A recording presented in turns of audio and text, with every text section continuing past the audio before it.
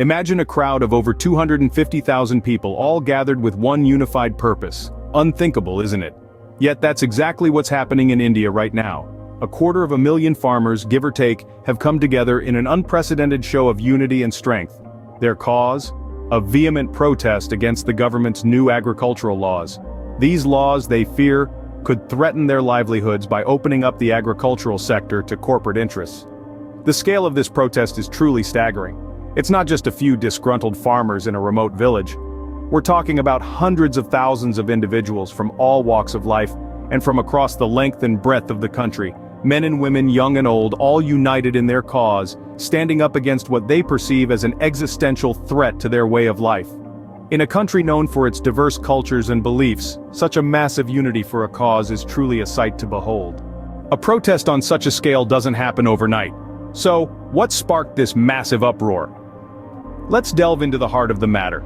The conflict arises from the introduction of 3 new agricultural laws, which were passed in September 2023. These laws were designed to modernize the agricultural sector, but they've been met with stiff opposition from farmers who believe that they threaten their livelihoods. The first law allows farmers to sell their produce outside government-regulated markets known as mandis. While this might seem like a good thing, giving farmers more freedom, many fear it will leave them at the mercy of big corporations who may exploit them. The second law permits contract farming, where farmers can sign contracts with companies for the production and sale of their crops. But farmers argue that they lack the legal knowledge and bargaining power to negotiate fair contracts with large corporations. The third law limits the government's role in setting minimum prices for crops. Although this is meant to encourage competition and boost productivity, farmers worry that they'll be left vulnerable to market fluctuations, putting their income at risk. The government insists these laws will benefit farmers, giving them more freedom and a wider market. But farmers fear losing their safety nets and falling prey to corporate exploitation. They believe their concerns have been overlooked, hence the protests. Farmers' unions, civil society groups, and opposition parties have rallied behind the farmers, demanding that the laws be repealed. On the other hand, the government stands firm, stating these laws are a necessary step towards modernizing Indian agriculture and improving farmers' income. The issue has polarized the nation, with both sides firmly entrenched in their positions. It's a classic case of a conflict between progress and tradition, between the government's vision of a modern, efficient agricultural sector and the farmers' struggle to protect their livelihoods and way of life.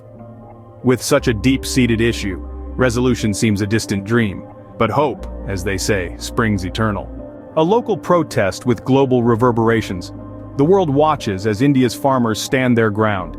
This display of resilience, a testament to the strength of a people, has not gone unnoticed. From the hallowed halls of international governance to the glitzy world of celebrity, the farmers' protest has stirred reactions far and wide. World leaders have found themselves caught in this geopolitical maelstrom, their responses scrutinized as the world seeks a balance between diplomatic tact and the unequivocal support for human rights.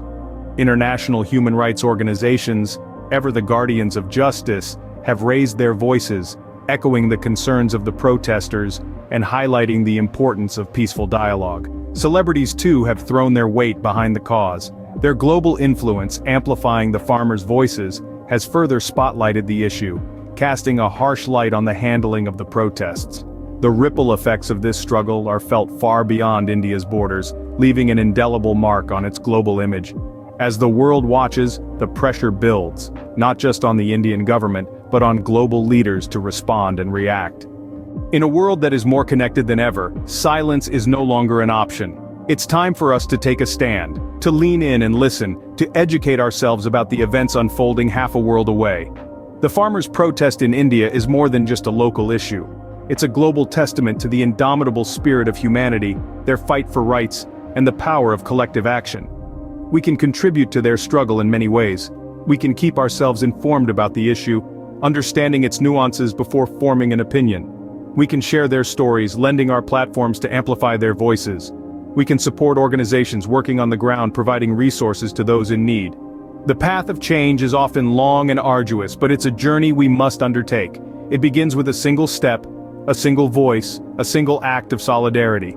So, let's start today. Let's take that step. Stay informed, stay involved, and most importantly, let your voice be heard. Because every voice matters and together we can make a difference.